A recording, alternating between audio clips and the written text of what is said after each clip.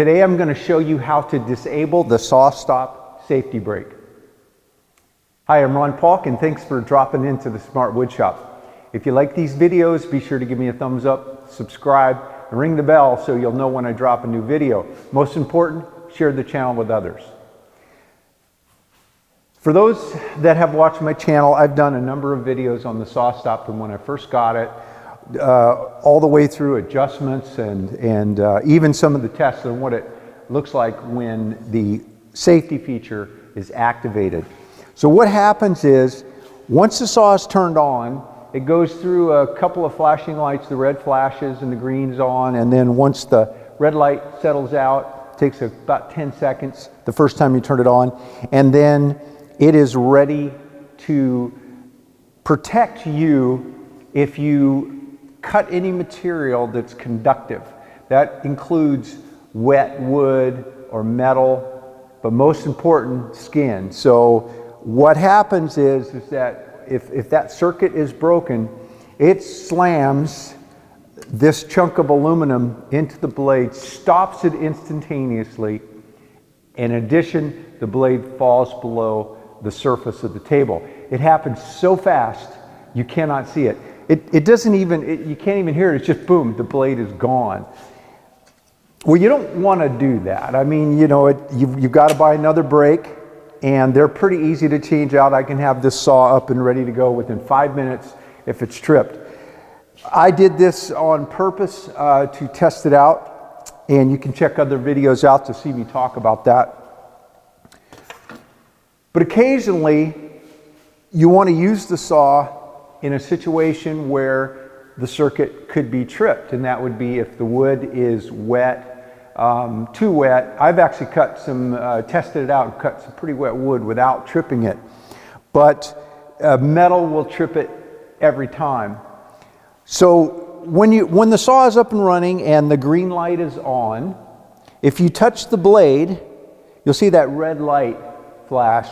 That's telling you that the circuitry's on, and that would trip it. If the saw were running, that would trip the brake and drop the blade.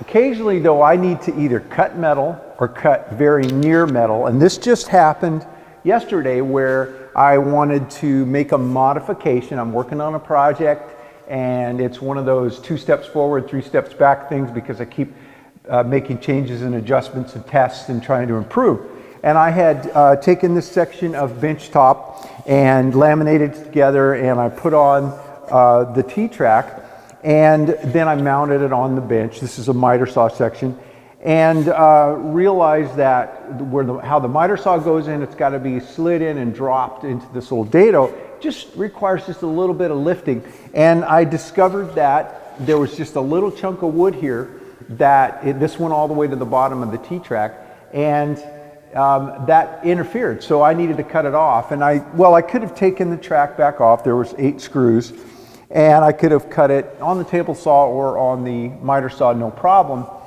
But I decided, you know what I'm going to do is just run it, take the cross cut, and just push it through and take it out. And I wasn't planning on cutting metal, but I knew that I would be very, very close, and it wouldn't take much. In fact, you could see just a little scuffing of the finish. That would have tripped the blade. But I know how to set it up very quickly so that I could, again, without the safety on, knowing that if I touch the blade with my fingers, it's not going to help me out. I'm going to explain it, and then I'm going to do it. Now, part of doing it is I actually have to turn the motor on, and it's deactivated while it's running, and as soon as I turn it off, it reactivates it. At the top of the buttons here, there's a key that you can pull out that will disable the saw so nobody can run it if that's not in there. But right above that is a bypass button. It's just a black button, and I push in and hold it, and you can see what goes on. Some lights start doing things. So I'm going to push that button in, and I'm going to wait for the red light to flash once. And it's only going to flash once. You've got to keep your eyes on it. And then, without releasing that button, I'm going to pull out the start paddle, the red lever. The blade is going to start. I'm going to hold that button in until I see the red light flash once again, and then I'm going to let it go. And now it's in the bypass mode. Then I can make my cut, and as soon as I could continue to cut with the blade running, with the circuit disabled. As soon as I turn it off, it's going to go back into its safety mode. So, you know, I'm not permanently bypassed. They've set it up for safety. So I've disabled it, I've made my cut, and I've turned it off. I don't have to think about putting it back in the safety mode. It automatically goes back in it as soon as I turn it off. So we're going to go through it. You'll hear it'll be a little bit noisy, but you'll see the red light flash once. Without letting go of the button, I'll turn it on. Flash again. It's disabled.